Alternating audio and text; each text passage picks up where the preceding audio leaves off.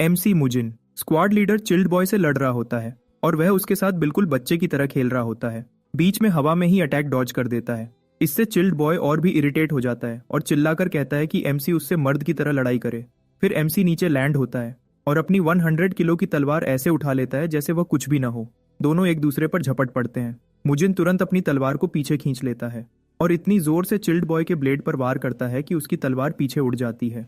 इस मौके का फायदा उठाते हुए वह चिल्ड बॉय के चेहरे पर इतना जोर का मुक्का मारता है कि उसकी नाक लगभग चिपक जाती है और उसे जमीन पर जोर से फेंक देता है। बाकी सब लोग शॉक में हैं क्योंकि एमसी कभी इतना स्ट्रांग नहीं था। यह समझने के लिए कि एमसी एक स्क्वाड लीडर को ऐसे कैसे हरा रहा है, हमें कहानी की शुरुआत पर जाना पड़ेगा। एमसी, जिसे डिवाइन डीमन के नाम से जाना जाता है, एक बहुत शक्तिशाली तलवारकार था जो बदले की जलन में 9 पावरफुल सेक्ट लीडर्स का सामना करता है। उसके जबरदस्त और डरावने तलवार चलाने के स्किल्स उसे सेक्ट लीडर्स के बराबर ला देते हैं। वह उन्हें इतनी प्रिसीजन से काट देता है कि सब कंफ्यूज हो जाते हैं कि ये कर कैसे रहा है। पता चलता है कि वह एक एक करके सबको मार रहा है और आखिर वे लोग ये कंक्लूजन निकालते हैं कि एमसी एक इंसान नहीं, एक मॉन्स्टर है। उनमें से एक, जो अभी भी खड़ा होता है, एमसी को नीचे दबाकर उसके सीने में तलवार घुसा देता है। पर एमसी फिर भी बच निकलता है और सबको दूसरी दुनिया में भेज देता है और अपना नाम डिवाइन डीमन के रूप में पुख्ता कर देता है जब वह मरने ही वाला होता है। उसकी जिंदगी उसकी आंखों के सामने फ्लैश होती है और उसे सुकून मिलता है कि उसने अपना मिशन पूरा कर दिया। उसे याद आता है जब वह मरिम में ट्रबल मेकर था और 3 लड़कों ने उसे घेर लिया था। अंत में उसे उसके मास्टर ने बचाया, जिन्होंने उसे ट्रेन किया। पर आखिर में वह तलवार के साथ ही जिंदगी जीकर तलवार के साथ ही मर गया, लेफ्ट और राइट लोगों को मारते हुए। वह सोचता है कि क्या जिंदगी बस इसी काम के लिए थी, और उसी पल उसे अपनी मर चुकी पत्नी याद आती है। जिंदगी के सबसे अच्छे पल वही थे जो उसने अपनी पत्नी के साथ बिताए, पर वह भी उससे छीन लिए गए। आंखों में आंसू लेकर वह सोचता है कि उसकी जिंदगी का असली मतलब क्या है, और आखिर में वह अपनी आंखें बंद करता है और मौत आ जाती है। अचानक वह आसपास लोगों को चिल्लाते हुए सुनता है। वह समझता है कि शायद वह नरक में आ गया है। जब वह आंखें खोलता है और देखता है कि एक इरिटेटिंग ग्रुप उसके सामने खड़ा उससे बकवास कर रहा है। एमसी बिल्कुल कंफ्यूज है, उसे कुछ समझ नहीं आ रहा कि क्या हो रहा है। उसके पास 2 बच्चे खड़े हैं और छोटा लड़का अपने बड़े भाई का बचाव कर रहा है। वह कहता है कि जब उसका भाई अभी जिंदा है तो वे लोग क्लैन का मार्शल आर्ट्स किसी को नहीं दे सकते। वह ये भी बोलता है कि चाहे कुछ भी हो जाए, मार्शल आर्ट्स उनके फ्लेम हवा क्लैन में ही रहना चाहिए। जब एमसी अभी भी पूरी सिचुएशन समझने की कोशिश कर रहा होता है, ऑपोजिशन का लीडर प्रपोज करता है कि एक डील करते हैं ताकि सबकी टेंशन दूर हो जाए। वह एमसी को हुआ मुजिन बुलाता है और कहता है कि वह पैसे देने को रेडी है क्योंकि उनका क्लैन बिल्कुल गरीब है। बदले में मुजिन अपने क्लैन का मार्शल आर्ट्स दांव पर रखेगा और इसके लिए दोनों एक ड्यूएल लड़ेंगे। जिसने जीत हासिल की सब कुछ उसका।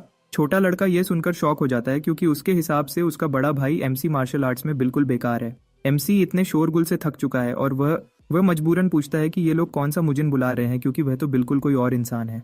उसे यकीन है कि वह कोई मुजिन नहीं है। उसके सो कॉल्ड छोटे भाई बहन कंफ्यूज हो जाते हैं और उसे ऐसे देखते हैं जैसे वो पागल हो। उसका राइवल भी मजबूरन पूछता है कि उसने क्या बोला, और एमसी बोलता है कि वह तो डिवाइन डीमन के नाम से जाना जाता है। पर राइवल हंस पड़ता है और बोलता है कि अगर ऐसा है तो मुजिन उसे किंग ऑफ द अंडरवर्ल्ड बुलाए। वह इरिटेटिंग आदमी चांगदो बो होता है, चांगवाब मर्चेंट ग्रुप का दूसरा बेटा। मुजिन के सिबलिंग्स परेशान हैं, उन्हें लगता है कि वह फिर पागलपन की बातें कर रहा है। चियोनक्वा मर्चेंट ग्रुप का मास्टर बू चोयोन भी क्लैन का मजाक उड़ाता है। वह कहता है कि उनका क्लैन तो खत्म हो गया है क्योंकि बड़ा बेटा मेंटल स्टेट में ठीक नहीं। मुजिन खामोश रहता है, समझने की कोशिश करता है कि असली में क्या हो रहा है। जब वह कुछ नहीं बोलता, डू बियो समझ लेता है कि उसने ड्यूएल एक्सेप्ट कर लिया और बताता है कि ड्यूएल अगले महीने बायोंज पेविलियन में होगा। डूबो मुजिन को याद दिलाता है कि यह डील मार्शल आर्ट्स कोड के तहत हुई है और इसे तोड़ने पर भारी नुकसान होगा। ग्रुप के जाने के बाद मुजिन के सो कॉल्ड सिबलिंग्स उसके पास आते हैं। वह पूछते हैं कि अब वह क्या करेगा क्योंकि उस पर जबरदस्ती ड्यूएल थोपा गया है, और सबसे बड़ी बात, मुजिन ने तो जिंदगी में तलवार तक नहीं घुमाई। मुजिन जोर से हंस पड़ता है यह सुनकर, क्योंकि उसके लिए तलवार चलाना ही उसकी सांस, उसकी जिंदगी थी। वह अपनी इनर एनर्जी को एक्सेस करके ऑरा फॉर्म करने की कोशिश करता है, पर उसे शॉक लगता है कि उसकी एनर्जी तो गायब है, बिल्कुल जीरो, एक बूंद भी नहीं बची।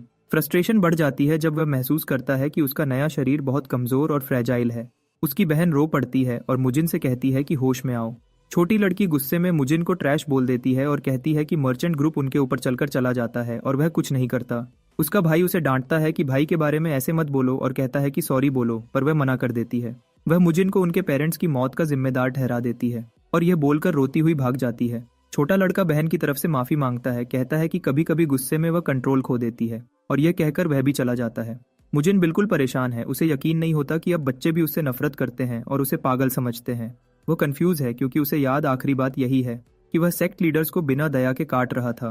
मुजिन को लगता है कि उसका शांत मौत मर जाना चाहिए था, पर अब वह खुद को एक अजीब से शरीर में फंसा हुआ पाता है। वह फ्रस्ट्रेशन में ज़मीन पर गिर पड़ता है और सोचता है कि ये बच्चे कौन हैं। तभी एक अजीब आदमी जो उसका असिस्टेंट होता है भागता हुआ उसके पास आता है। वह पूछता है कि मुजिन इतने कमज़ोर शरीर के साथ बाहर क्यों निकला। वह कहता है कि वह उसकी चिंता कर रहा था, पर मुजिन सीधा बोल देता है कि यह आदमी कौन है, क्योंकि वह उसे जानता ही नहीं। वह आदमी मजाक यह सुनकर शॉक हो जाता है। वह सोचता है कि शायद मुजिन को फिर मैडनेस का अटैक आया है और उसे एमनीजिया हो गया, इसलिए वह फैसला करता है कि उसे पूरी कहानी फिर से समझाए। मसक बताता है कि हुआ मुजिन एक टाइम पर एक टैलेंटेड और मशहूर बच्चा था जिसे ऑर्थोडॉक्स सेक्ट्स अपना डिसाइपल बनाना चाहते थे, और 23 साल की उम्र तक वह क्लैन का लीडर बन गया था। मसक थक गया है यह स्टोरी दोबारा बताते बताते, क्योंकि वह यह 6000 बार सुन चुका है। मुजिन को नहीं लगता कि वह कभी प्रॉमिसिंग था, क्योंकि उसका एनर्जी कोर तो बकवास है। उसके अलावा वह जानना चाहता है कि यह मैडनेस वाली बात क्या है। मसक फिर उसे यह भी बताने का फैसला करता है। 17 साल पहले मुजिन और डोबो के बीच एक अनऑफिशियल ड्यूएल हुआ था, जहां दोनों ने प्रॉमिस किया था कि इनर एनर्जी यूज नहीं करेंगे। उस वक्त मुजिन 6 साल का था और डोबो 9 साल का, और दोनों बच्चों की लड़ाई शुरू हो गई। पर जैसे जैसे लड़ाई आगे बढ़ती गई, डोबो ने उनकी डील तोड़ दी और मुजिन पर इनर एनर्जी से भरा हुआ एक पंच मार दिया। मुजिन डिसअपॉइंटिंग होकर डोबो से पूछता है कि उन्होंने प्रॉमिस किया था कि सिर्फ सीधी फिस्ट फाइट करेंगे, फिर उसने 7 वुंड फिस्ट टेक्निक क्यों यूज की। डोबो उसका मजाक उड़ाता है, बोलता है कि यह टेक्निक कॉन्ग डोंग सेक्ट से पास डाउन हुई है और इसके आफ्टर इफेक्ट्स कोई मजाक नहीं होते। डोबो बताता है कि उसने ये टेक्निक पहले अपने बड़े भाई पर टेस्ट की थी, जो ज्यादा स्मार्ट बन रहा था, और उसका भाई बेड पर ही पड़ गया था। ये देखकर वह खुश हुआ और एक्साइटेड था ये देखने के लिए कि ये टेक्निक मुजिन पे क्या करेगी। और अब पूरा क्लैन सोचता है कि मुजिन पागल इसलिए हुआ क्योंकि 7 वुंड फिस्ट ने उसका दिमाग हिला दिया। मुजिन गुस्से से भर जाता है, डोबो ने ही उसे यूजलेस बनाया और अब वह उससे ड्यूअल मांग रहा है। मुजिन सॉक से पूछता है कि जब डोबो ने उसे इंजर्ड किया था तब उन्होंने डोबो को कैसे हैंडल किया था। सॉक बताता है कि फाइनल फैसला मुजिन के फादर ने दिया था। डोबो उनका कजिन भी था और साथ ही चांगवांग मर्चेंट ग्रुप का बेटा, जो सेंट्रल प्लेन्स के टॉप 10 ग्रुप्स में आता था। डोबो ने गलती की, फिर भी मुजिन के फादर ने उसे सिर्फ एक वार्निंग देकर छोड़ दिया। मुजिन को यकीन नहीं होता कि कोई आदमी इतना यूजलेस हो सकता है कि अपने बेटे को बर्बाद करने वाले को माफ कर दे। मुजिन कंक्लूड करता है कि यह क्लैन तो पूरा ट्रैश है। फिर वह सॉक से पूछता है कि उसके पेरेंट्स कहाँ हैं। सॉक बताता है कि मुजिन की कंडीशन धीरे धीरे और खराब होती गई। इसे ठीक करने के चक्कर में उनके फादर कर्ज में डूब गए। 9 साल पहले उनकी माँ भी बीमारी से मर गई और 3 साल बाद उनके फादर भी मर गए। मुजिन पर सब इल्जाम आ गया कि उसने ही पेरेंट्स को मार दिया और क्लैन को तबाह कर दिया। क्लैन की रेपुटेशन मिट्टी में मिल गई और सिबलिंग्स मुश्किल में पड़ गए। अब सिर्फ कर्जे, 2 लॉयल रिटेनर्स और कुछ मार्शल आर्टिस्ट्स बचे हैं। उसके पास एक छोटा भाई ग्वाडोजन और एक बहन हुआ सोयोन भी है। अब मुजिन को समझ आता है कि सोयोन उसे पेरेंट्स की मौत के लिए क्यों ब्लेम करती है। उस रात वह पुराने ओनर की हिस्ट्री बुक्स पढ़कर देखने लगता है और उसे बहुत कुछ पता चलता है। उसे रियलाइज होता है कि उसके सेक्ट लीडर्स को मारे हुए 30 साल हो चुके हैं और अब वह एक पागल आदमी के बॉडी में रह रहा है जिसका एनर्जी कोर बिल्कुल नहीं है। पर एमसी को अपनी पिछली जिंदगी का कोई पछतावा नहीं, तो वह डिसाइड करता है कि अब वह हुआ मुजिन की तरह जिएगा और इन बेचारे बच्चों की मदद करेगा। लेकिन वह जानता है कि चंगवा मर्चेंट ग्रुप उनकी सबसे बड़ी प्रॉब्लम है। उन्होंने ही ये बॉडी बर्बाद की और पूरा क्लैन भी। सबसे पहला स्टेप अगले महीने जो डोबो के साथ ड्यूएल है उसकी तैयारी, क्योंकि ये बॉडी ट्रैश है, उसे बिल्कुल शुरुआत से इसे फिर से बनाना पड़ेगा। वह मेडिटेशन करने बैठता है और एक बिगिनर की तरह सब कुछ दोबारा शुरू करता है। उसे याद आता है कि पहली जिंदगी में भी कल्टीवेशन शुरू करना मुश्किल था, पर इस बॉडी में सब स्मूथ चल रहा है क्योंकि इस बॉडी की innate martial aptitude crazy strong है। मुजिन इस बॉडी की इनसेन एनर्जी को टैप करता है और उसे मैक्स तक एक्सप्लोर करता है। रूम में गोल्डन लाइट चमक उठती है। थोड़ी देर बाद सॉक और रिटेनर्स उसकी चीखने की आवाज सुनते हैं। वह दौड़कर रूम में घुसते हैं और उसे जमीन पर गिरा हुआ देखते हैं। एक रिटेनर मजाक में बोलता है कि शायद वह मर गया। वह मुजिन की पल्स चेक करता है और रियलाइज होता है कि पल्स पहले से स्ट्रांग है। तभी मुजिन अचानक उसका हाथ पकड़ लेता है और गुस्से में पूछता है कि एनर्जी कोर बनाने की कोशिश करने पर उसके शरीर को इतना दर्द क्यों हो रहा है। रिटेनर कंफ्यूज है। मुजिन रिपीट करता है, क्या उसके बॉडी की कोई स्पेशल कॉन्स्टिट्यूशन है। रिटेनर फाइनली बताता है कि उसकी कॉन्स्टिट्यूशन हेवनली मार्शल बॉडी है, एक रेयर हीरोइक कॉन्स्टिट्यूशन जो स्वर्ग द्वारा चुना जाता है। मुजिन को एक और तेज वेव ऑफ पेन लगती है। उसे समझ आता है कि यह बॉडी डिमोनिक आर्ट्स के बिल्कुल ऑपोजिट है, यानी एक अपराइट प्योर एनर्जी वाली बॉडी अगर डिमोनिक आर्ट्स ट्राई करेगी तो एक्सट्रीम दर्द होगा। मुजिन चिल्लाता है, सोचता है कि सारी बॉडीज में से उसे यही वाली ही मिलनी थी। वह कंक्लूड करता है कि उसकी सिचुएशन बहुत बुरी है। ड्यूअल सिर्फ 1 महीने में है। दर्द से पड़े हुए वह सॉक से पूछता है कि ये 2 आदमी कौन है। सॉक बताता है कि हरा कपड़ा पहना हुआ आदमी चीफ स्टूअर्ड डुबाइशियोन है और लाल कपड़ा पहना हुआ एल्डर जो ज्वानबोंग। नाम जो सुनते ही उसे कुछ पिछली यादें आती हैं, पर दर्द सब दबा देता है और वह बेहोशी में गिर जाता है। 3 दिन बाद फाइनली मुजिन उठता है, पर सॉक परेशान है कि वह अभी भी आराम नहीं कर रहा। मुजिन कहता है कि वह अब थक गया है लेटे लेटे, उसे ड्यूअल की तैयारी करनी है और वह सॉक से कहता है उसके लिए कुछ तलवारें ले आओ। सॉक मुश्किल से हंसने से रुकता है। क्लैन तो खाने के पैसे तक जोड़ रहा है और मुजिन तलवारें मांग रहा है। मुजिन पूछता है कि क्या घर में पैसे ही नहीं बचे। सॉक बताता है कि वह बुंगो सेक्ट से लोन ले रहे हैं जो अल्ट्रा हाई इंटरेस्ट पर काम करता है। इस वजह से क्लैन और ज्यादा कर्ज में डूब गया है।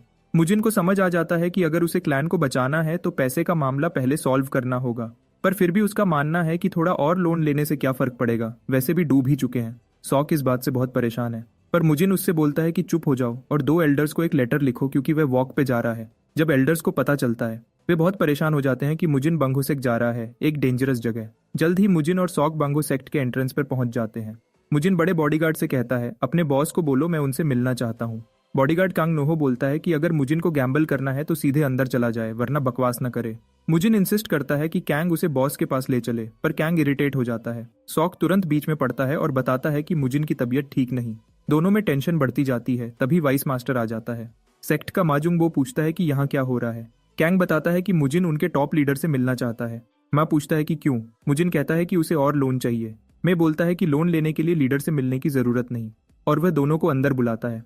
मुजिन और सॉक वुडन ब्रिज पार करते हुए मैनर के अंदर जाते हैं आर्म्ड गार्ड्स के साथ। सॉक बहुत परेशान है, कहता है कि अभी भी वापस जा सकते हैं, पर मुजिन मना कर देता है कहकर कि अब बहुत आगे आ चुके हैं। सॉक बताता है कि एक बूढ़ी औरत ने सेक्ट लीडर को फाइट करते हुए देखा था और वह बहुत पावरफुल है। उन्होंने अपने ओपोनेंट को सेकंड्स में हरा दिया। उनकी किलिंग टेक्निक बहुत खतरनाक है। मुजिन पूछता है कि सॉक उसे यह सब क्यों बता रहा है। तभी एमए बीच में बोल पड़ता है। मैं कहता है कि सॉक समझदार है, वह जल्दी समझ गया कि क्या हो रहा है, पर अब बहुत देर हो चुकी है। वह लोग केव के सबसे गहरे हिस्से में पहुंच गए हैं और देखते ही देखते उन्हें आर्म्ड सोर्ड्समैन घेर लेते हैं। मुजिन पूछता है कि क्या यह सब शुरू से ही माँ का प्लान था। मैं कंफर्म करता है कि हाँ, वह पब्लिक में उसे टच नहीं कर सकता था इसलिए यहाँ लाया, और कहता है कि वह उसे उसके पेरेंट्स की तरफ फ्री पास नहीं देगा। सॉक पूरी ग्रुप से लड़ने की बजाय उनसे रिक्वेस्ट करता है मेरे मास्टर को मत मारो। मुजिन इरिटेट हो जाता है जब एमए उसके पेरेंट्स का जिक्र करता है क्योंकि उसके तो पेरेंट्स ही नहीं। फिर उसे याद आता है कि वह अब किसी और के बॉडी में है। मे ऑर्डर देता है मुजिन को सबक सिखाओ। एक ईगर सोर्ड्समैन ऑर्डर सुनते ही आगे बढ़ता है और मुजिन पर एक पंच फेंकता है। सॉक डर के मारे बेहोश होने वाला होता है, पर सरप्राइज, मुजिन उस पंच को आराम से ब्लॉक कर लेता है और सोर्ड्समैन की अंदर की बोन्स तोड़ देता है। वह आदमी दर्द से चीखता है, जमीन पर गिरकर कहता है कि मुजिन ने कोई चीप ट्रिक यूज की। मुजिन मजाक करता है, कहता है कि तेरे जैसे साइज का आदमी और इतनी सॉफ्ट हड्डियां। मुजिन समझ लेता है कि इस बॉडी में ब्रूट फोर्स नहीं चलने वाला, स्मार्टनेस से काम लेना पड़ेगा। मैं गुस्से में अपने लोगों को बोलता है इसको खत्म करो। एक सोर्ड्समैन सीधे तलवार लेकर उस पर चार्ज करता है, पर मुजिन आसानी से उसका अटैक डॉज कर लेता है और पलटकर वार करता है। उसे समझ आ जाता है कि वह सीधी टक्कर नहीं ले सकता, इसलिए उसे लगातार मूव करते रहना होगा। अपनी फ्लेक्सिबल बॉडी का उपयोग करके वह अटैक डॉज करता है और एक जबरदस्त हेडबट मारकर उस आदमी का चेहरा क्रश कर देता है। वह आदमी चीखता हुआ पीछे गिर जाता है और तभी उसका साथी उसकी जगह आकर मुजिन को स्लैश करने की कोशिश करता है, पर मुजिन आसानी से स्ट्राइक डॉज कर लेता है। अटैकर एक और वार करता है, लेकिन मुजिन पीछे की तरफ जंप करता है और एक सॉलिड किक लगाकर उस आदमी को बेहोश कर देता है। आर्म्ड मैन को समझ भी नहीं आता कि क्या हो रहा है। वे सब उसके साथ खिलौनों की तरह खेले जा रहे हैं और कुछ ही पल में सब घुटनों पर जमीन पर गिर जाते हैं। दूर से सॉक चिल्लाता है, पूछते हुए कि क्या उसका मास्टर ठीक है। मुजिन उसे डल हेड कहकर बताता है कि वह बिल्कुल ठीक है। सॉक इतना शॉक्ड हो जाता है कि पूछ ही लेता है ये मार्शल आर्ट्स कहाँ सीखे। मुजिन कैजुअली बोलता है कि ये मार्शल आर्ट्स नहीं, स्ट्रीट ट्रिक्स हैं। सॉक और भी कंफ्यूज हो जाता है क्योंकि उसे याद नहीं कि मुजिन कब स्ट्रीट पर घूमा था। मैं उन्हें बधाई देता है कि उन्होंने उसके आदमियों को इतनी आसानी से हरा दिया, पर बिना वार्निंग के वह एक जोरदार कॉइन अटैक सीधे मुजिन की तरफ फेंकता है। कॉइन सिर के बहुत पास से गुजरता है और उसका प्रेशर देखकर मुजिन शॉक्ड हो जाता है। मैं गुस्से में अपने मैन को बोलता है कि वे सब चले जाएं, अब वह खुद इससे निपटेगा। मुजिन हैरान होता है कि इतनी दुश्मनी क्यों, जब वह सिर्फ उनके बॉस से बात करना चाहता था। मैं घूरते हुए बोलता है कि उसका बॉस किसी ट्रैश इंसान से नहीं मिलता। मैं तलवार निकालता है और पूरे गुस्से से मुजिन की तरफ झपट पड़ता है, और तब एक अनएक्सपेक्टेड चीज होती है। मुजिन उसका पावरफुल स्ट्राइक 2 चॉपस्टिक्स से ब्लॉक कर देता है। एमा शॉक में रह जाता है। उसे क्या पता मुजिन के पास सिर्फ चॉपस्टिक्स ही थीं क्योंकि तलवार खरीदने को पैसे नहीं थे। मुजिन और एमए के बीच घायल कर देने वाली फाइट शुरू हो जाती है, पर हर स्ट्राइक पर मुजिन ग्राउंड होल्ड करके इनक्रेडिबल मार्शल स्किल दिखाता है और एक पल में एमा का हाथ चॉपस्टिक से छेद दिया जाता है। मेरे को यकीन नहीं होता, वह पूरी कोशिश कर रहा था फिर भी मुजिन ने ओपनिंग ढूंढ ली। मैं स्ट्रगल कर रहा है पर मुजिन तो पूरी फाइट एंजॉय कर रहा है। वह माँ को बोलता है चॉपस्टिक्स को अंडर एस्टिमेट करेगा तो पछताएगा। माँ को पता ही नहीं चलता और वह चॉपस्टिक्स के सामने हिलता जा रहा है। वह हैरान है, उसे लगा था मुजिन एक बेकार लड़का है जिसे छी तक यूज करना नहीं आता। अब एमए सोचने लगता है मुजिन इतने कम समय में इतना टेरिफाइंग कैसे बन गया। मुजिन चॉपस्टिक से उसकी बॉडी को पंक्चर करता रहता है और कहता रहता है कि माँ की स्किल्स बहुत ही घटिया हैं। मैं हार नहीं मानता। वह हवा में जंप करता है और अपनी अल्टीमेट मूव से मुजिन को खत्म करने का निशाना लेता है। पर इतना थ्रेटनिंग अटैक देखकर भी मुजिन के चेहरे पर कोई डर नहीं। वह आसानी से अटैक डॉज कर देता है, माँ को पूरा ओपन छोड़कर। पता रह जाता है कि यह हिडन पावर कब से उसके अंदर थी। मुजिन एक पावरफुल पंच उसकी बॉडी में घुसा देता है। माँ की बची खुची इज्जत भी टूट जाती है। अब माँ की बॉडी से डर साफ दिखने लगता है। मुजिन रिपीट करता है, मैंने सिर्फ लोन मांगा था। पर इस बार उसका चेहरा इतना खौफनाक होता है कि एमए का पसीना छूट जाए। पूरी धुलाई के बाद एमए मजबूरन बैठकर उससे बात करने लगता है। उसके गार्ड्स भी डर के मारे झुक जाते हैं। एमए कहता है, बताओ तुम्हें क्या जानना है। मुजिन पूछता है कि उनका सेक्ट बिना कोलैटरल के उनके फैमिली को लोन क्यों दे रहा है। उसे इस डील में दूर से ही कुछ साजिश नजर आ रही है। मैं झूठ बोलता है कि कोई मैलिशियस इंटेंशन नहीं, पर मुजिन उसके चेहरे से उसका डर पड़ सकता है। मुजिन फिर पूछता है और इस बार डर के साथ वार्न करता है कि गलत जवाब दिया तो नतीजा बुरा होगा। मैं फाइनली टूट जाता है और बताता है कि ऑर्डर्स चंगवा मर्चेंट ग्रुप से आए थे। मुजिन को बिल्कुल शौक नहीं होता, उसे पहले से शक था। मुजिन पूछता है कि चुंगवा ने उनसे किस तरह का डील किया है। मैं चुप रहता है तब तक जब तक मुजिन उसे वार्न नहीं करता कि मर भी गया तो मर्चेंट ग्रुप उसे याद नहीं रखेगा। मैं समझ जाता है और सब सच बता देता है। मर्चेंट ग्रुप ने ऑर्डर दिया था कि हुआ क्लैन को जितना लोन चाहिए दे दो, पर जानलेवा इंटरेस्ट पर। और बदले में जब हुआ क्लैन डूब जाएगा, बुंगो सेक्ट को उनकी जमीन मिल जाएगी। मुजिन को फाइनली समझ आ जाता है कोलैटरल तो पहले से फैमिली लैंड ही थी। मुजिन पूछता है 300 गोल्ड कॉइन्स एक साल में कितने बन जाएंगे। मैं कॉन्ट्रैक्ट देखकर बोलता है 5000 गोल्ड कॉइन्स। मुजिन को घिन होती है पर उसे फर्क नहीं पड़ता। वह डील एक्सेप्ट कर लेता है। फिर सीरियस फेस से पूछता है उन्हें और किन प्रॉब्लम्स को क्लीन अप करना पड़ेगा। मैं कहता है कि एक प्रॉब्लम है, 4 मार्शल हेवंस का सोशल सेक्ट अनऑर्थोडॉक्स सेक्ट्स का अलायंस। मुजिन हैरान हो जाता है। सॉक बताता है कि यह अलायंस नया बना है। मुजिन इरिटेट होकर उन्हें सीधा गाली दे देता है। सॉक सोचता है कि यह उसका मैडनेस है क्योंकि उसने कभी मास्टर को उनके बारे में बोलते नहीं देखा। मुजिन उसे बताता है कि उसे टेंशन लेने की जरूरत नहीं। मुजिन थक चुका है वेट करते करते और पूछता है कि पैसे लाने गया आदमी किधर रह गया। आदमी वापस आता है 300 गोल्ड कॉइन से भरा हुआ बॉक्स लेकर। मुजिन की आंखों में खुशी चमक उठती है और वह कहता है, हाँ ये काफी होगा। वह सॉक को बोलता है चलने की तैयारी कर, पर सॉक को लोन लेने का सिस्टम बिल्कुल पसंद नहीं। मुजिन उसे बोलता है अपना मुंह बंद रख और पैसे उठा ले, और उसके गार्ड्स उन्हें एंट्रेंस तक एस्कॉर्ट करते हैं। मुजिन उससे बोलता है डेट लेजर में नोट करना और प्रॉमिस करता है कि चांगवांग से निपटने के बाद सारे कर्ज चुका देगा। साथ ही वह वार्निंग देता है कॉमन फोक्स से पैसे मत लो वरना सजा भयानक होगी। मैं फॉर्मली यस सर बोलता है, पर अंदर से गुस्से में जल रहा है और चाहता है कि मुजिन बर्बाद हो जाए। कुछ देर बाद सॉक और मुजिन घर पहुंच जाते हैं। एल्डर्स उन्हें वेलकम करते हैं। मुजिन के कपड़ों पर खून देखकर परेशान हो जाते हैं, पर वह बताता है कि यह खून उसका नहीं। एल्डर्स पूछते हैं क्या हुआ। मुजिन बोलता है कि वह सिर्फ लोन लेने गया था। वो कहता है क्लैन को पैसे चाहिए ताकि वॉरियर्स को खाना मिल सके और वे भाग ना जाएं। एल्डर्स को विश्वास नहीं होता, उन्हें लगता है मुजिन ने पैसे चुराए हैं। मुजिन बताता है सब लेजर में लिखा हुआ है। वह एल्डर से कहता है कि उसे सिर्फ एक बात चाहिए, उसके सिबलिंग्स को अच्छा खाना, कपड़े और केयर मिले। इंस्ट्रक्शंस देकर वह वहां से चला जाता है। मुजिन अपने पेरेंट्स के मेमोरियल रूम में जाता है, पर क्योंकि उसकी पिछली जिंदगी में पेरेंट्स नहीं थे, उसे समझ नहीं आता क्या बोले। आखिर वह कहता है पैसे का प्रॉब्लम सॉल्व हो गया, सिबलिंग्स और सर्वेंट्स का ध्यान रखेगा, और पेरेंट्स से कहता है कि अब आराम करो। वह ये भी प्रॉमिस करता है कि डोबो की धज्जियां उड़ा देगा ड्यूअल में, पर उसे पता नहीं दूर से सोयोन और डोजिन उसे देख रहे होते हैं और दोनों काफी इम्प्रेस्ड होते हैं। बाद में मुजिन 3 तलवारें ऑर्डर करता है, 50 किलो, 80 किलो और 110 किलो की। सर्वेंट्स उन्हें उठाते उठाते लगभग टूट जाते हैं, पर मुजिन खुश है, फाइनली उसकी तलवारें आ गईं। सॉक पूछता है यह इतनी भारी तलवारों का क्या करेगा। मुजिन मुस्कुराता है, जो सब करते हैं वही, तलवार को घुमाना। वह एक्साइटेड होकर 50 किलो वाली सोर्ड उठाने की कोशिश करता है और डिसाइड करता है कि ट्रेनिंग इससे शुरू करेगा, पर उसकी स्माइल उड़ जाती है, तलवार उठ ही नहीं रही। वह कंक्लूड करता है कि यह बॉडी प्योर ट्रैश से भी नीचे है, पर वह हार नहीं मानता। उसे लगता है दोनों हाथों से थोड़ी सी हिल सकती है। वह देखता है सॉक उसे डिस्गस्टिंग तरह से घूर रहा है, तो उसे बोलता है जा खाना तैयार कर और मीट एक्स्ट्रा डालना। सॉक दुखी होकर चला जाता है। मुजिन तलवार के साथ बैठकर सोचता है कि ड्यूअल में सिर्फ 2 हफ्ते बचे हैं और उसे जान तोड़ ट्रेनिंग करनी होगी।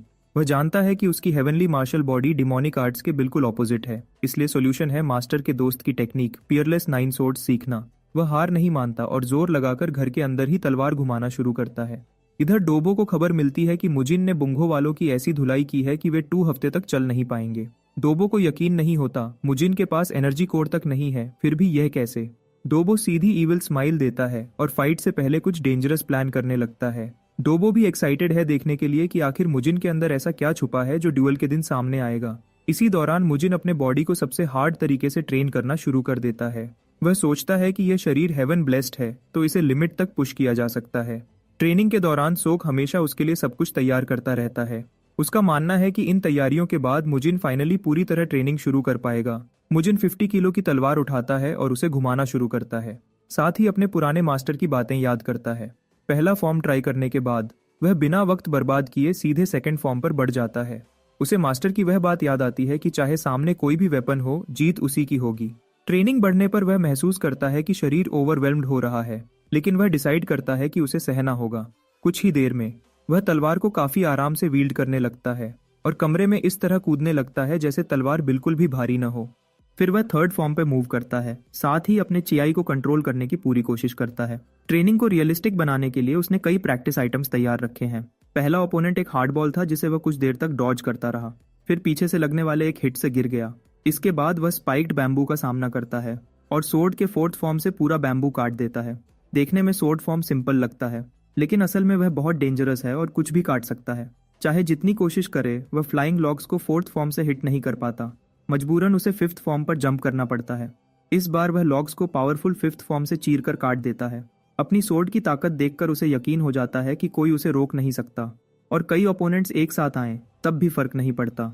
लॉग्स के बाद वह बैम्बू में लगी कैंडल्स का सामना करता है, सिक्स्थ फॉर्म का उपयोग करते हुए। एक ही स्विंग में वह सारी कैंडल्स बुझा देता है। इसे पार करने के बाद वह घर के बाहर जाकर सेवेंथ फॉर्म प्रैक्टिस करता है और फिर से पास हो जाता है। कुछ ही समय में वह नाइन्थ फॉर्म तक पहुंच जाता है, यकीन के साथ कि कोई चीज ऐसी नहीं जो उसकी तलवार नहीं काट सकती। पीक स्टेज तक पहुंचते ही वह जमीन पर गिर जाता है, थकावट और सुकून दोनों के साथ। पर वह थोड़ा इरिटेट भी है क्योंकि अपनी ओल्ड लाइफ का फाइनल फॉर्म रेप्लिकेट नहीं कर पा रहा। उसे याद आता है जब वह छोटा था और मास्टर से ट्रेनिंग लेता था, पर तब वह मास्टर की टीचिंग्स को सीरियस नहीं लेता था। उसे लगता था मास्टर का दोस्त बकवास कर रहा है कि तलवार से सब कुछ काटा जा सकता है। मास्टर मानता है कि यह बात क्रेजी लगती है, पर वह अपने दोस्त की मार्शल आर्ट्स को मरने नहीं देगा। वह चाहता है मुजिन उसे इनहेरिट करे। मास्टर बताता है कि उसका दोस्त इकलौता सोर्ड्समैन था जो उसके लेवल तक पहुंच सका, वह भी बिना चीखे। मास्टर कहता है शायद वह मूवमेंट आर्ट्स का उपयोग करता था, और क्योंकि उसके सेक्ट वाले उसे नहीं सीख पाए, उसने मास्टर को सिखाया ताकि कोई वर्दी आदमी आगे ले जा सके। यह सुनकर मुजिन हंसी उड़ाता है, प्योर आर्ट्स का मजाक बनाते हुए। पर मास्टर उसके सिर पर इतना तेज थप्पड़ मार देता है कि खोपड़ी हिल जाए। मास्टर बोलता है कि जो वह कहे मुजिन को फॉलो करना होगा, और मुजिन मजबूरी में मान जाता है। मास्टर बताता है अगर तलवार आर्ट 1000 बार करेगा शरीर बदलेगा, 100,000 बार करेगा तो छी तलवार में दाखिल होगी, और अगर 1 मिलियन स्विंग्स करे वह दुनिया का सबसे इनविंसिबल सोर्ड्समैन बन जाएगा। मुजिन हिल जाता है। 1000 स्विंग्स पर डे करे तो भी पूरा साइकिल 3 साल लेगा। वो पूछता है क्या मास्टर का दोस्त सच में उससे टक्कर दे सकता था? मास्टर कहता है पता नहीं, पर अगर फाइट फुल पावर होती एक जरूर मर जाता।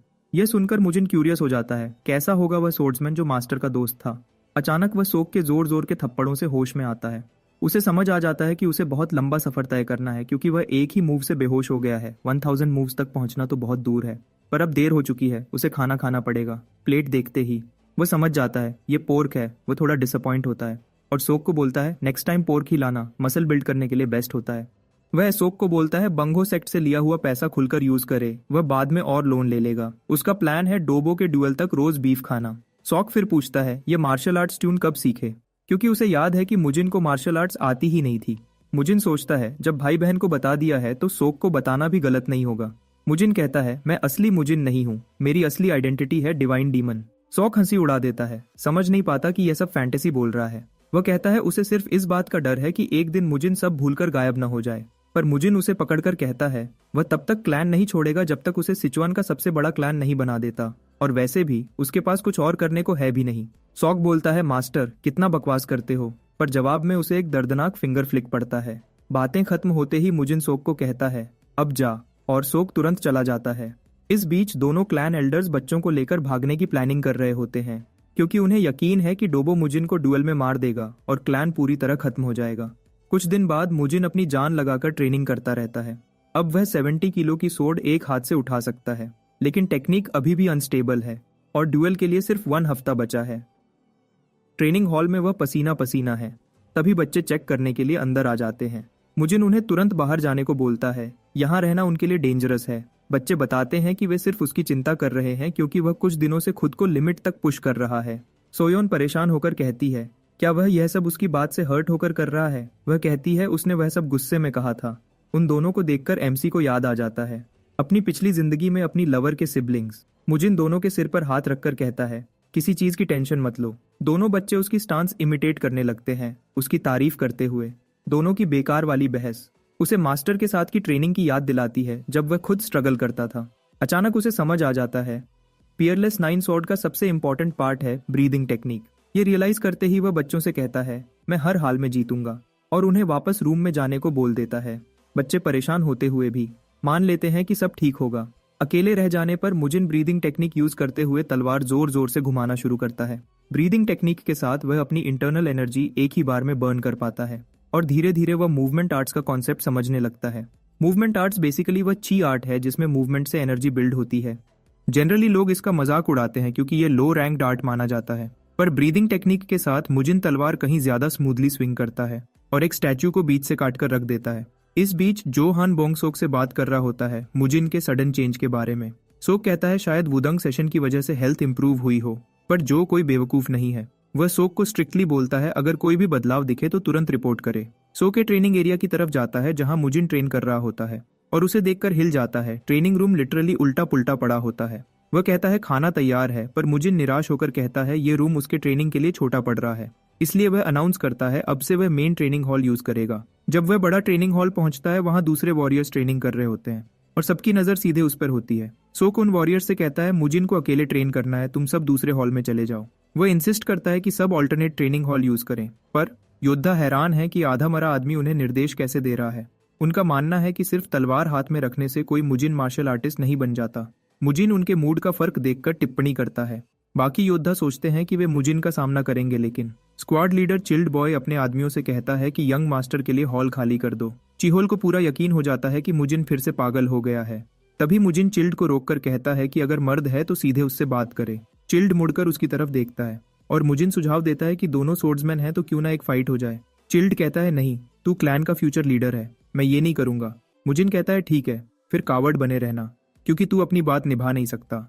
ये बात चिल्ड को तलवार निकालने के लिए काफी होती है। वह फाइट के लिए तैयार हो जाता है। ड्यूएल शुरू हो जाता है और मुजिन तुरंत अपनी तलवार जमीन में गाड़ देता है और एक साहसी कदम लेकर चिल्ड की तरफ छलांग लगाता है। वह सीधे चिल्ड के पास पहुंचकर उसका सिर धक्का दे देता है, इससे पहले कि चिल्ड प्रतिक्रिया दे पाए। योद्धा भ्रमित हो जाते हैं क्योंकि उन्होंने कभी बिना तलवार के ड्यूएल नहीं देखा। मुजिन बिजली जैसी गति से चिल्ड को छोटे बच्चे की तरह खेलता रहता है जबकि चिल्ड संघर्ष कर रहा होता है। हताश चिल्ड चिल्लाकर कहता है मर्द बन, सामने से लड़, भागना बंद कर। आखिरकार मुजिन थोड़ा गंभीर होता है और अपनी तलवार उठा लेता है, लेकिन चिल्ड अपना मुंह चलाना बंद नहीं करता। वह कहता रहता है कि क्लैन की बुरी हालत का कारण मुजिन ही है। चिल्ड मानता है कि मुजिन जैसे आदमी को मार्शल आर्ट सीखने का कोई अधिकार नहीं। गुस्से में भरा चिल्ड हमला करने के लिए दौड़ता है, लेकिन मुजिन बीच में ही उसका अटैक रोक देता है पियरलेस सोर्ड टेक्निक के 9th फॉर्म से। इस प्रहार से चिल्ड की इंटरनल एनर्जी हिल जाती है। मुजिन उसे एक पल की भी ब्रीदिंग स्पेस नहीं देता और उसके मुंह पर एक जोरदार मुक्का मार देता है। चिल्ड खून के साथ जमीन पर फेंक दिया जाता है। मुजिन ठंडे अंदाज में कहता है अब सब कुछ बदलेगा। जमीन पर गिरकर चिल्ड को आखिर समझ आता है कि मुजिन सचमुच बदल चुका है। वह मुजिन के शरीर से निकलती दृढ़ता को महसूस कर सकता है। चिल्ड गिरते ही सोके और योद्धा सभी हैरान रह जाते हैं। योद्धा दौड़कर अपने बॉस को जांचते हैं जो पूरी तरह बेहोश पड़ा है। मुजिन विजेता की तरह सीधा खड़ा होता है और पूछता है क्या मेरे जीतने से कोई समस्या है। एक योद्धा चिल्लाकर कहता है यह मूव कॉवर्डली था। चिल्ड खुद उस योद्धा को डांटकर चुप करा देता है और मानता है मैं हार गया। चिल्ड झुककर मुजिन को सम्मान देता है और कहता है कि उसने उससे सीख लिया है। मुजिन उसका सम्मान स्वीकार करता है और कहता है जा सकता है। योद्धा जाने लगते हैं तो मुजिन सोक को भी बाहर भेज देता है क्योंकि उसे अकेला रहना है। बाहर आते ही एक योद्धा शिकायत करता है, कहता है चिल्ड ने जानबूझकर इजी लिया, लेकिन चिल्ड कहता है बिल्कुल नहीं, मैं उसे आधा मरा छोड़ने वाला था।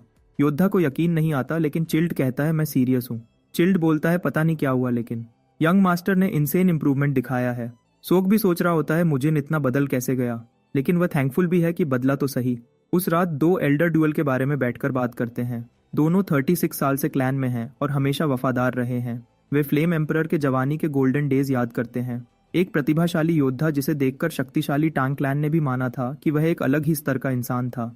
दोनों एल्डर उसकी ताकत से इतने प्रभावित हुए कि उन्होंने हमेशा के लिए उसकी लॉयल्टी की कसम खा ली। जो सोचता है कि अब वह लॉयल्टी तोड़ रहे हैं, लेकिन डू असहमत है। वह कहता है कि बस ब्लड लाइन का मुद्दा सुलझाना जरूरी है। डू कहता है हम 17 साल से मुजिन को संभाल रहे हैं, लेकिन तब से क्लैन गिरावट में ही गया है। उनका मानना है कि उन्होंने अपना कर्तव्य पूरा कर दिया। फ्लेम एम्परर उनसे नाराज नहीं होगा जब वे आफ्टर लाइफ में मिलेंगे। उन्होंने रिलोकेशन के लिए पैसा भी जोड़ लिया है और साथ कुछ मार्शल आर्टिस्ट तैयार रखे हैं।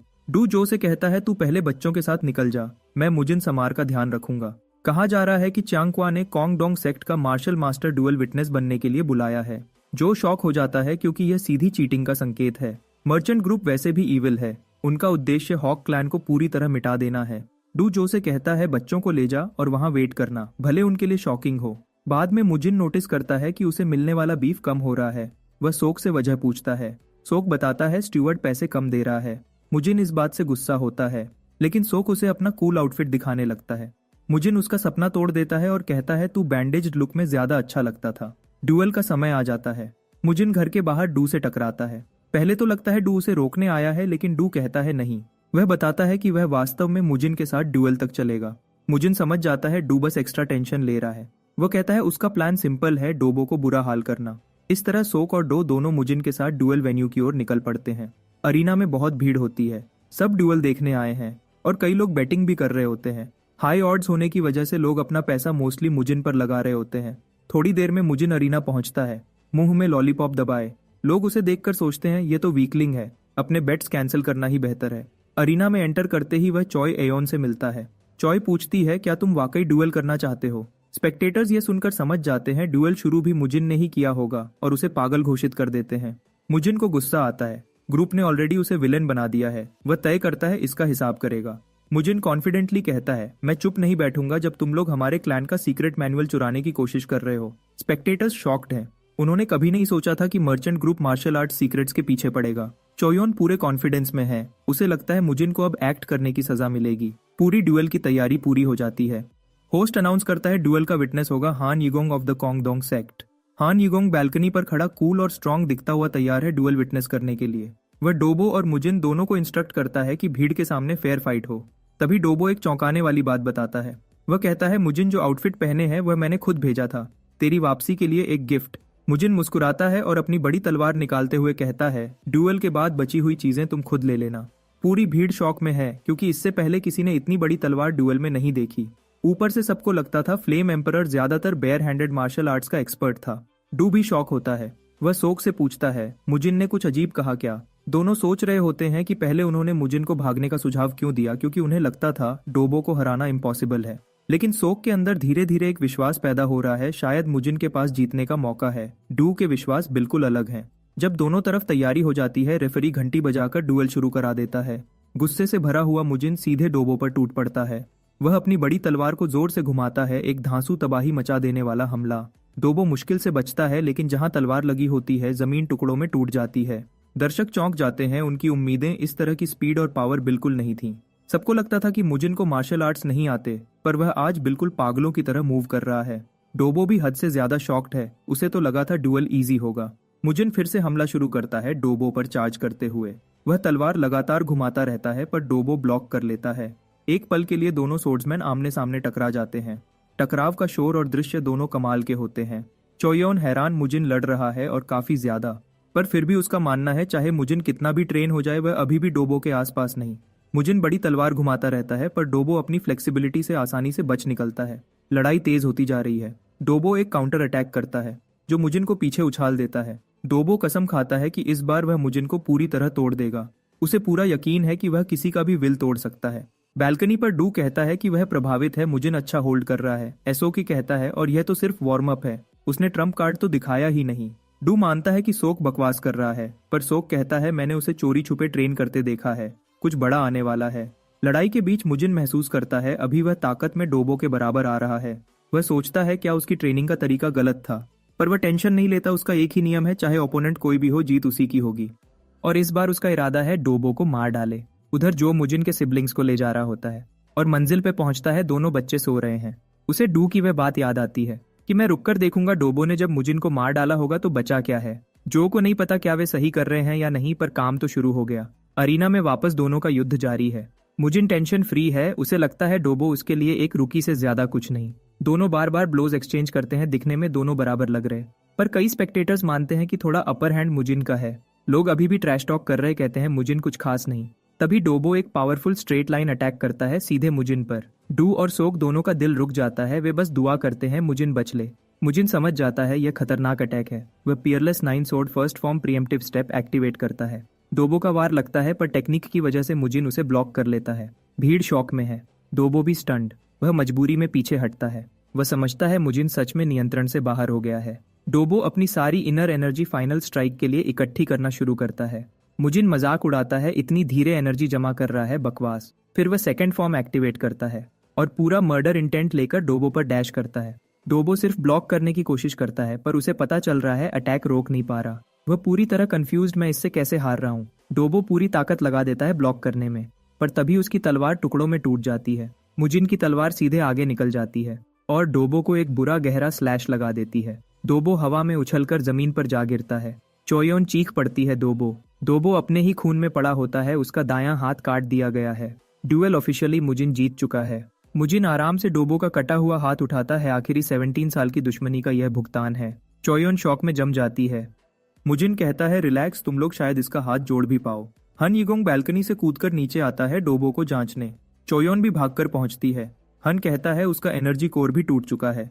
हन गुस्से में मुजिन से पूछता है, इतना आगे जाना जरूरी था क्या? मुजिन मासूम बनकर पूछता है, आप क्या कह रहे हो? हन कहता है, तुम दोनों के बीच का फाइट एक समय पर खत्म हो चुका था, स्किल गैप इतना ज्यादा था। मुजिन जवाब देता है, आपकी जुबान लंबी है, मैं भी थोड़ा बोल लेता हूँ। मुजिन पूछता है, क्या जरूरी था 5 साल के बच्चे के सिर पर 7 वुंड फिस्ट चलाना, जिस बच्चे को मार्शल आर्ट्स तक नहीं आते थे? उसकी आंखों में शुद्ध गुस्से के साथ यह सिर्फ 17 साल की दुश्मनी का क्लोजर था। मुजिन कहता है, आज के बाद हुआ क्लैन पर तुम लोगों का हिसाब शुरू होता है, तैयार रहना। चोयोन घुटनों पर गिर जाती है दर्द और गुस्से में। वह कसम खाती है, मैं यह कभी नहीं भूलूंगी। मुजिन स्टेज से निकलता है, भीड़ चीयर करती हुई। उन्हें यकीन नहीं होता कि उसने डोबो को ऐसे कुचल दिया। लोग समझते हैं उन्होंने ऐसी तलवार कला कभी नहीं देखी। उनके लिए एक नया मार्शल आर्ट्स मास्टर पैदा हुआ है। डू और सोक दौड़कर मुजिन के पास पहुंचते हैं। मुजिन कहता है, चलो घर चलते हैं। चलते चलते वह मुड़कर डू से पूछता है, गोल्ड का क्या सब उड़ा दिया? डू घबराकर कहता है, थोड़ा बचा है। मुजिन कहता है, ठीक, मुझे बंगो सेक्ट रुककर कुछ और पैसा बोरो करना पड़ेगा। फिर वह ठंडी आवाज में कहता है, जो डू और बाकी लोग चाहो तो क्लैन छोड़ सकते हो, लेकिन अगर मेरे सिबलिंग्स को ले जाने की कोशिश की तो अंजाम भयानक होगा। उसके किलिंग इंटेंट से डू वहीं जम जाता है जैसे पैर बांध गए हों। उधर बच्चे जो को डांट रहे होते, तुम हमें क्यों ले आए, ड्यूअल देखना था। तभी कबूतर एक लेटर लाता है। जो पढ़कर ठहर जाता है, मुजिन जीत चुका है। डू लिखता है, हम पकड़े गए, तुरंत घर लौट आओ। जो घबराहट में रिप्लाई लिखता है जबकि बच्चे खुशी में उछल रहे हैं। बाद में मुजिन डो से कहता है, अब बुंगो सेक्ट से निपटने का समय है। और डू से कहता है, भागने की जरूरत नहीं, मैं संभाल लूंगा। पर डू कहता है, प्लीज सोसोल सेक्ट से पंगा मत लेना। मुजिन समझ जाता है बूढ़ा अननेसेसरी टेंशन ले रहा है। रिलैक्स, मैं नहीं लूंगा। मुजिन बुंगो सेक्ट की तरफ निकल पड़ता है। सोक टेंशन में पीछे चलता है। मुजिन कहता है, समय बर्बाद नहीं कर सकता, मेरे पीछे चिपक कर चलना। थोड़ी देर में वे बंगो सेक्ट पहुंच जाते हैं। मैं शौक उसे लगा था मुजिन कभी नहीं आएगा। मुजिन कहता है, मैं कर्ज चुकाने आया हूँ। और मजाक में पूछता है, आजकल तुम्हारी सेक्ट इतनी सुनसान क्यों लग रही? मैं कवर अप करता है, गैम्बलर्स सब ड्यूअल देखने गए हैं। मुजिन कहता है, अच्छा, मतलब मेरे मैच पे तुम लोगों ने बैटिंग भी लगवाई? उसे पूरा यकीन है ऑड्स उसके फेवर में रखे होंगे, सेक्टी ने पैसा जरूर कमाया होगा। और क्योंकि सेक्टी ने पैसा कमाया, मुजिन सीधा बोल देता है, मैं भी अपना हिस्सा लेने आया हूँ। हम ग्रैटिट्यूड एक्सप्रेस करेंगे। मुजिन खुश होता है, अच्छा, सबको पैसा पसंद है। महसूस करता है एक ठंडी खतरनाक ऑरा मुजिन से निकल रही है, शुद्ध किलिंग इंटेंट। मुजिन पूछता है, तुम्हारा बॉस कहाँ है? शॉक्समा घबराकर पूछता है कि मुजिन उनके बॉस के बारे में क्यों जानना चाहता है। मुजिन मेज पर हाथ पटककर एम्मा को गुस्से में बताता है कि उसे एक ही सवाल 2 बार पूछना बिल्कुल पसंद नहीं। मुजिन बस फटने ही वाला होता है कि तभी सेक्ट का लीडर चाय वुंग गिल कमरे में दिखाई देता है। मुजिन उसे देखकर हैरान हो जाता है क्योंकि जो शक्ल सामने आती है वह सोच से भी ज्यादा अगली होती है। चे बताता है कि उसके लड़कों ने पहले ही मुजिन के बारे में सूचना दे दी थी। मुजिन उसकी टांग खींचते हुए कहता है कि उसकी शक्ल देखने लायक भी नहीं। चे के पीछे एक अजीब सा आदमी खड़ा होता है। मुजिन उस आदमी से पूछता है कि क्या वह चे का नौकर है, क्योंकि उसके अंदर से शुद्ध मैलिस बाहर निकल रही होती है। पता चलता है कि वह आदमी death black crow social sect का मेंबर है। ब्लैक क्रो गुस्से में मुजिन को धमकाता है कि वह उसके पैसों पर नजर ना रखे। मुजिन ठंडी आवाज में कहता है कि अगर वह जिंदा रहना चाहता है तो मुंह बंद रखे। ब्लैक क्रो गुस्से से भरकर सीधे मुजिन पर टूट पड़ता है। सो के यह दृश्य देखकर डरा हुआ पीछे हट जाता है, लेकिन मुजिन को उसमें जरा भी खतरा महसूस नहीं होता। वह आज किसी भी रुकावट को नहीं छोड़ेगा। मुजिन मेज से एक चॉपस्टिक उठाकर ब्लैक क्रो की तरफ फेंकता है। चॉपस्टिक इतनी ताकत से लगती है कि सीधे उसके हाथ को छेद देती है। ब्लैक क्रो को तब समझ आता है कि यह आदमी कोई आम लड़का नहीं है। मुजिन उसे बताता है कि उसे ऐसे घटिया आदमी से तारीफ नहीं चाहिए। ब्लैक क्रो और भी गुस्से में आकर दोबारा मुजिन की तरफ दौड़ता है। इस बार मुजिन भी उसकी तरफ भागता है, तैयार उसे बेइज्जत करने के लिए। लेकिन एक पल में मुजिन उसकी आंखों के सामने से गायब हो जाता है और उसके पीछे दिखाई देता है। ब्लैक क्रो घबराहट में तेजी से पंचेस फेंकता है, पर मुजिन हर एक को आसानी से डॉज करता रहता है और इस तरह बचता है जैसे किसी बच्चे से खेल रहा हो। ब्लैक क्रो को यकीन नहीं होता कि उसके अटैक्स को एक जवान लड़का इतनी आसानी से टाल रहा है। मुजिन फिर एक चॉपस्टिक घुमाकर उसकी बाईं आंख में घुसा देता है। ब्लैक क्रो दर्द से चीखता है और उसकी चीख पूरी रूम को हिला देती है। वह घुटनों पर गिरकर मुजिन को गाली देता है और धमकाता है कि सोशल सेक्ट उसका बदला जरूर लेगी। मुजिन मुस्कुराकर कहता है कि वह देखना चाहता है सोशल सेक्ट क्या कर सकती है और फिर ब्लैक क्रो को जोर की लात मारता है। लेकिन फिर कहता है कि सोशल सेक्ट के आने से पहले वह ब्लैक क्रो को यहाँ से जिंदा नहीं जाने देगा। इस पर ब्लैक क्रो घबराकर अपनी जान की भीख मांगता है और कहता है कि वह कुछ भी देगा, बस उसे छोड़ दिया जाए। मुजिन हैरान होता है कि यह आदमी मरने से इतना डरता है। पैसा सुनकर वह थोड़ा रुक जाता है। ब्लैक क्रो कहता है कि उसका सारा धन डाइचोंग में रखा है और वह सब लाकर दे देगा। मुजिन कहता है कि ठीक है, लेकिन अगर वह वापस बिना पैसों के आया तो उसकी मौत पक्की है। ब्लैक क्रो भागते भागते निकल जाता है। मुजिन फिर चे की तरफ मुड़ता है, जो डरी हुई हालत में खड़ा होता है और कहता है कि अब समय आ गया है कि वह अपना पूरा हिसाब चुकाए। चे तुरंत घुटनों पर गिरकर माफी मांगता है। वह कहता है कि जो कुछ उसके पास है सब दे देगा। मुजिन हंसकर कहता है कि चे के पास कुछ है ही नहीं, क्योंकि जो उसका था वह सब अब मुजिन का ही है। चे हैरान होता है। मुजिन कहता है कि उसके सारे लूट प्रॉफिट्स, धोखा देकर कमाए पैसे और लोगों की जिंदगी बर्बाद करके कमाए लाभ सब पहले ही उसके अकाउंट में आ चुके हैं। चे रो रो कर कहता है कि वह सब कुछ दे देगा। इस पर मुजिन गुस्से में उसका सिर तोड़ देता है। कहता है कि जो चीज उसकी ऑलरेडी हो उसे देने का क्या मतलब। कमरे का हर आदमी डर से कांपने लगता है। मुजिन पूरी हॉल की तरफ देखता है और पूछता है कि नेक्स्ट इन कमांड कौन है। एमए घबराकर बोलता है कि वही वाइस लीडर है। मैं तुरंत घुटनों पर गिरकर माफी मांगता है और कहता है कि वह सुधार जाएगा। ची विनती देखकर मुजिन उसकी जान बख्श देता है। मुजिन पूछता है कि माँ की मिल्कियत कितनी है। एमए बताता है कि उसका घर ही 4000 गोल्ड का है और बंगो सेक्ट की एसेट्स लगभग 10,000 गोल्ड के बराबर हैं। ऊपर से सोजल सेक्ट को 500 गोल्ड ट्रिब्यूट देना पड़ता है। कुल मिलाकर लगभग 20,000 गोल्ड होता है। मुजिन कहता है कि अब यह सारा पैसा उसके पास आएगा। मैं कहता है कि वह सब तैयार करके तुरंत पहुंचाएगा। मुजिन संतुष्ट होता है। मैं के जाने के बाद मुजिन बाकी ऑफिसर्स को घूरता हुआ कहता है कि अब वे अपनी जान की कीमत बताएं। सब घबराकर माफी मांगने लगते हैं, क्योंकि एमए के अलावा किसी को बचाने का वादा नहीं था। थोड़ी देर बाद मुजिन घर लौटता है, साथ में खजाना भरे कई बड़े बॉक्सेस। वह डू को बताता है कि हर बॉक्स में करीब 400 गोल्ड है। डू उसे वार्न करता है कि बंगो सेक्ट के पीछे सोजल सेक्ट का सहारा है और उनके पीछे और भी खतरनाक लोग। डू यह भी बताता है कि सोजल सेक्ट के पास ब्लैक क्रो और रेड क्रो दोनों हैं। मुजिन मुस्कुराकर कहता है कि ब्लैक क्रो तो अब उसके कंट्रोल में है। डू ये सुनकर हिल जाता है। मुजिन कहता है कि उसे अपने बराबर न समझे। क्लैन के दुश्मनों का एक ही अंजाम है, मौत। फिर वह डू से बीफ लाने को कहता है और बच्चों के लिए अच्छी खुराक तैयार करने का आदेश देता है। डू धीरे धीरे समझता है कि यह नया मुजिन वह नहीं जो वह जानता था। यह खौफ पैदा करने वाला शक्तिशाली आदमी है। डू मानता है कि पहले वाला मुजिन अब कभी वापस नहीं आएगा। इसी बीच चॉय ये ऑन असैसिन्स हायर करती है मुजिन की हर प्यारी चीज मिटाने के लिए, लेकिन वह आदेश देती है कि एक बच्चा जिंदा पकड़ा जाए। फ्लैशबैक, फ्लेम हुआ क्लैन कभी बहुत शक्तिशाली हुआ करता था। फ्लेम एम्परर एक महान योद्धा था जिसे हर तरफ से लोग रिस्पेक्ट देते थे, इवन टैंग क्लैन भी। एक ही पीढ़ी में फ्लेम हुआ क्लैन एक टॉप मार्शल क्लैन बन गया। लोग उनकी मौजूदगी पर चीयर करते थे, कोई उनका विरोध करने की हिम्मत नहीं करता था। लेकिन फ्लेम एम्परर की मौत के बाद अगला पेट्रियार्क बिल्कुल निकम्मा निकला। इस वजह से क्लैन धीरे धीरे टूटने लगा। लोग उनसे दूर होते गए। एम्परर की विरासत 2 टुकड़ों में बंट गई, जिन्हें याद था और जिन्हें नहीं। आज एल्डर्स मुजिन को देखकर कहते हैं कि वह एम्परर की तरह ऑरा लेकर चलता है। जल्दी ही घायल वॉरियर्स भागते हुए डू के पास आते हैं और बताते हैं कि उन पर असैसिन्स ने हमला किया है। एल्डर जो और कुछ वॉरियर्स अभी भी लड़ रहे होते हैं। डू समझ जाता है कि बच्चे खतरे में हैं। वह वॉरियर्स को कहता है कि मुजिन को खबर पहुंचाएं और खुद आगे बढ़ जाता है। जंगल में जो अकेला असैसिन से लड़ रहा होता है, क्योंकि उसके साथ ही वॉरियर्स गिर चुके होते हैं। खुद को मरवाते हुए भी वह बच्चों की रक्षा के लिए खड़ा रहता है जब वह दबने ही वाला होता है। डू बिल्कुल समय पर पहुंचकर उसकी मदद करता है। असैसिन्स गुस्से में आ जाते हैं क्योंकि उनका मिशन लगभग पूरा हो रहा था। लीडर चीखकर सबको कहता है कि दोनों को मार दो और एक और भयानक लड़ाई शुरू हो जाती है। डू कुछ ब्लोज एक्सचेंज कर लेता है, लेकिन ओल्ड एज उस पर भारी पड़ती है और असैसिन्स फायदा उठा लेते हैं। एक असैसिन उसके कंधे को काट देता है। डू पीछे गिर जाता है। एक असैसिन कहता है कि वह डू को रोकेगा और बाकी बच्चे को मार देंगे। वह डू को पीछे धकेलकर रोकता है, लेकिन डू फिर भी हार नहीं मानता। पर हारते हारते उसका शरीर चाक हो जाता है और वह चीख उठता है। डू गिर जाता है। अब वह बच्चों को नहीं बचा सकता। असैसिन्स तय करते हैं कि कौन सा बच्चा जिंदा छोड़ा जाए। डोजिन बहन के आगे खड़ा हो जाता है, चाहे वह कुछ कर ना सके। असैसिन्स तय करते हैं कि डोजिन को ही पहले मारेंगे।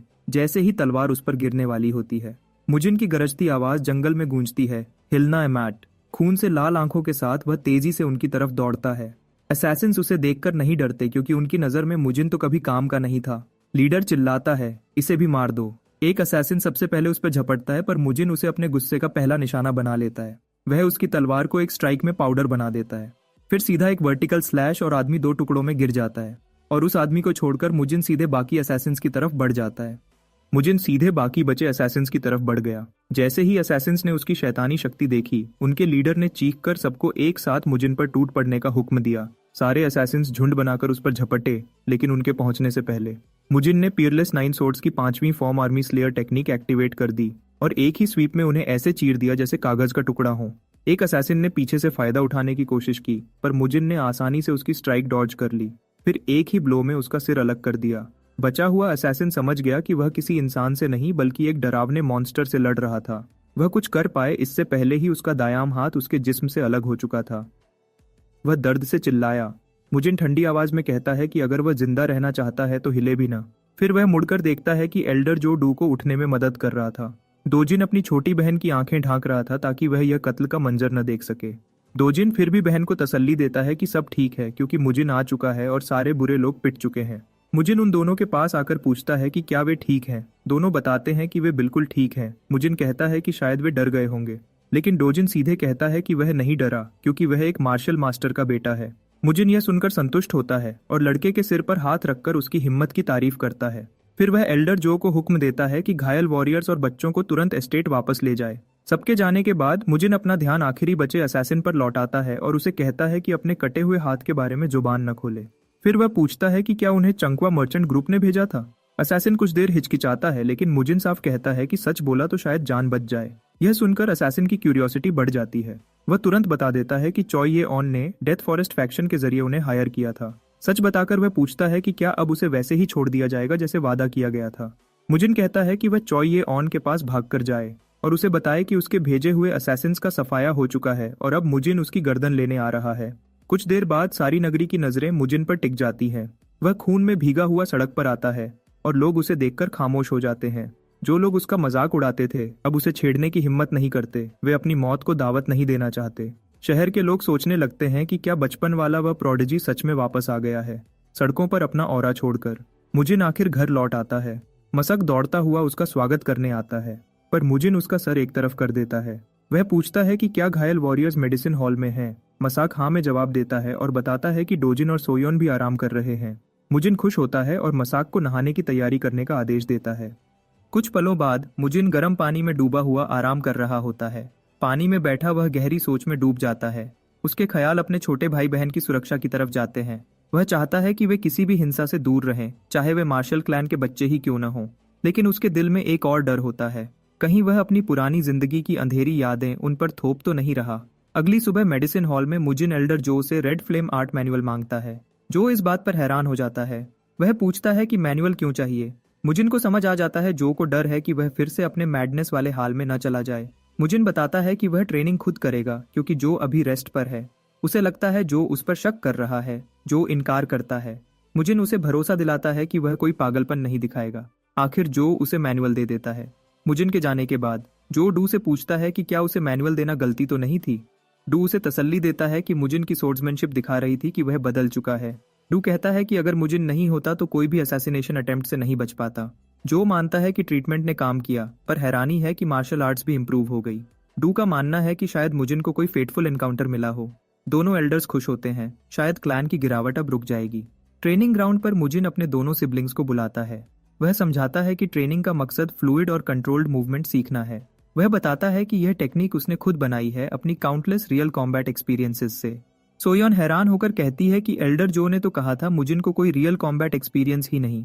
मुजिन बोरिंग बातें रोककर उन्हें अटैक करने को कहता है। दोनों स्टांस लेते हैं और एक साथ मुजिन पर झपटते हैं, लेकिन उनकी मूवमेंट देखकर मुजिन को गहरी निराशा होती है। उसे शक होता है कि क्या ये सच में मार्शल क्लैन से हैं। उनके बेसिक्स तक बहुत कमजोर थे।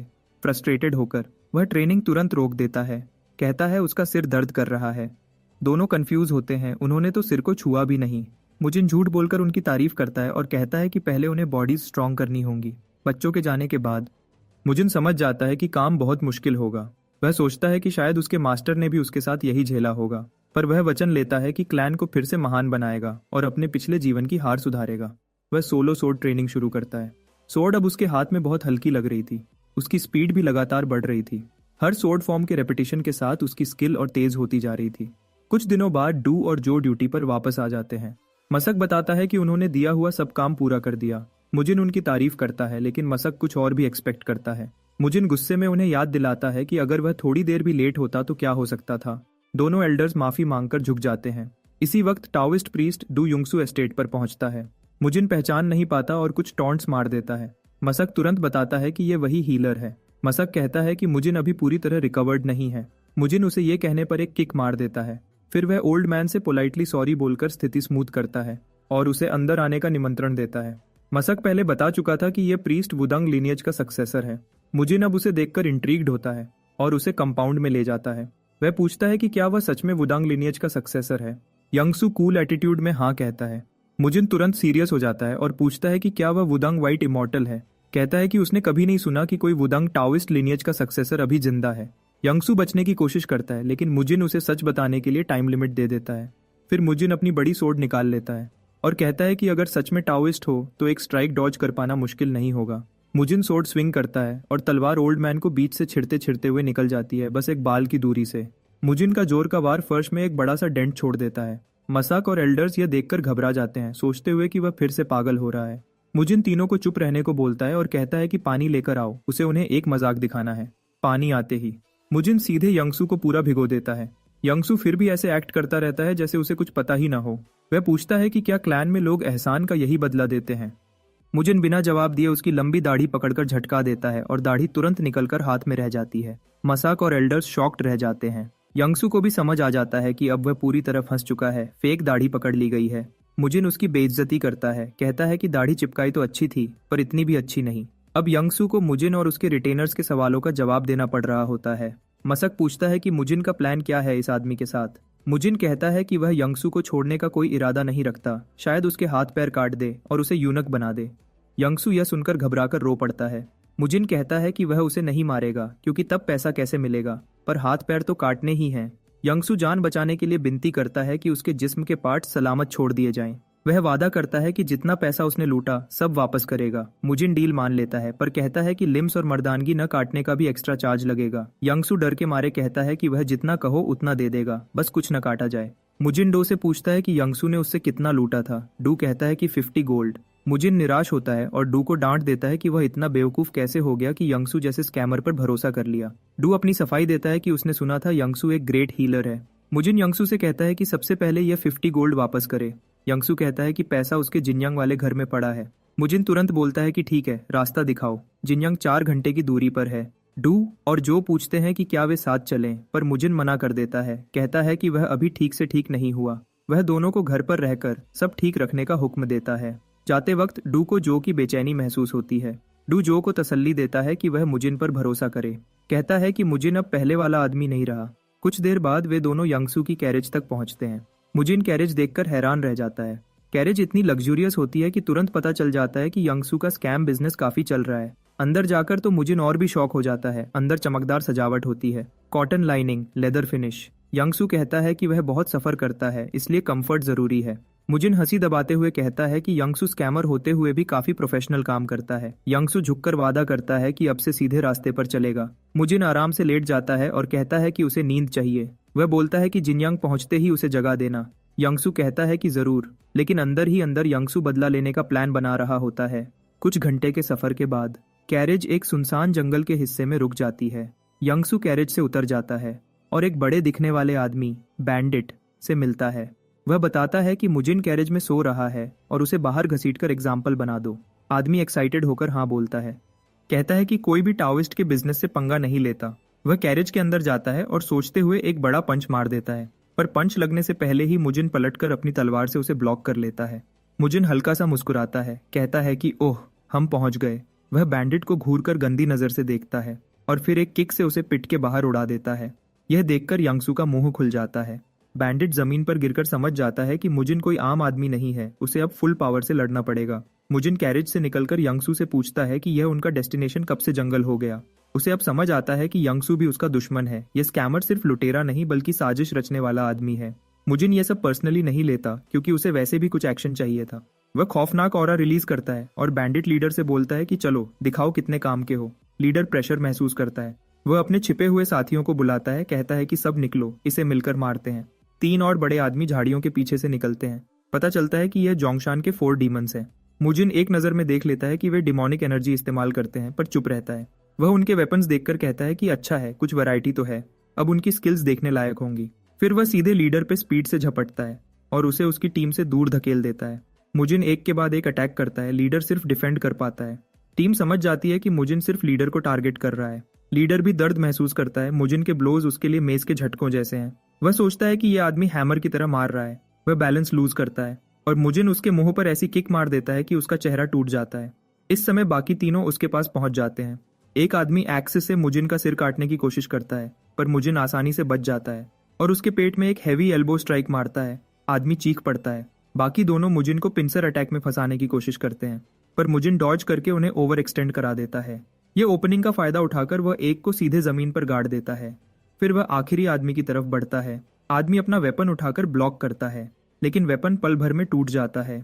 मुजिन की तलवार उसे आधा काट सकती थी, पर वह रोक लेता है। आदमी का पूरा जीवन उसकी आंखों के सामने फ्लैश हो जाता है। फिर मुजिन एक किक मारकर उसे दूर उड़ा देता है। इस तरह मुजिन ने चारों को गिरा दिया। अब वे सब घुटनों पर गिरकर सांस लेने के लिए तरस रहे हैं। फाइट के दौरान मुजिन को कंफर्म हो गया कि ये लोग डिमोनिक आर्ट्स इस्तेमाल कर रहे हैं।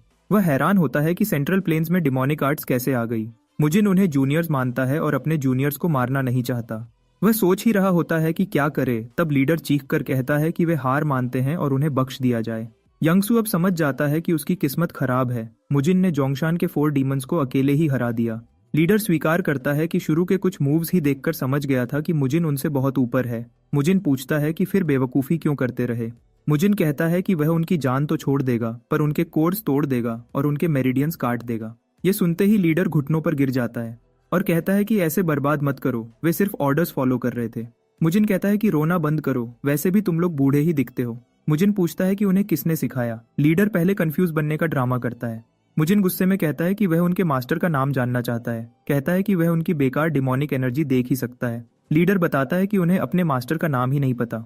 मुजिन गुस्से से कहता है कि कैसे डिसाइपल्स हो तुम। लीडर कहता है कि मास्टर ने कभी नाम बताया ही नहीं और बोला था कि उनके किसी और डिसाइपल को मत ढूंढना। मुजिन उन्हें डांट देता है कि चलो बेकार मार्शल आर्ट्स सीखते तो ठीक था, पर बैंडिट्री क्यों की। लीडर तुरंत कहता है कि वे चोर नहीं, वे सिर्फ अपने भाई के बिजनेस में हेल्प करते थे। मुजिन हैरान होता है और कहता है कि तुम लोग यंगसू जैसे स्कैमर की हेल्प करते हो। लीडर कहता है कि उन्हें लगा था कि यंगसू लोगों की जान बचाता है। मुजिन उन्हें छोड़ देता है और कहता है कि आज के बाद यंगसू की चमचागिरी नहीं करनी, अगर गलत काम करते दिखे तो सीधे मार देगा। फिर वह यंगसू की तरफ मुड़कर कहता है कि उसका बिल अब और बढ़ गया है, मेंटल स्ट्रेस का चार्ज अलग। यंगसू की हालत खराब हो जाती है। कैरेज वापस चल पड़ती है। 4 डीमंस रास्ता चलते ही समझ जाते हैं कि मुजिन एक सही मायने में मास्टर स्तर का आदमी है। वे कैरेज का पीछा करते हैं और उसे रोक देते हैं। मुजिन हैरान होता है कि कैरेज क्यों रुकी। बाहर आकर देखता है कि चारों घुटनों पर बो कर रहे होते हैं और उसे बॉस बुला रहे होते हैं। वे कहते हैं कि वे अपनी लॉयल्टी सरेंडर कर रहे हैं और मौत तक मुजिन को फॉलो करेंगे। वे मुजिन से रिक्वेस्ट करते हैं कि वह उन्हें अपना डिसाइपल बनाए, पर मुजिन सोचता है कि ये चारों जरूर मार पिटाई की वजह से गलत सोच रहे हैं और वह उन्हें इग्नोर करता है। पर चारों ओर जोर से चिल्लाकर कहते हैं कि वे अभी भी यंग हैं और चाहते हैं कि मुजिन उनकी देखभाल करे। मुजिन हैरान होता है क्योंकि उनकी अगली शक्ल देखकर उसे लगा था कि ये सारे बूढ़े हैं। अगर वीडियो पसंद आई हो तो नेक्स्ट पार्ट कमेंट करें, सब्सक्राइब करें, बेल दबाएं और लाइक करें।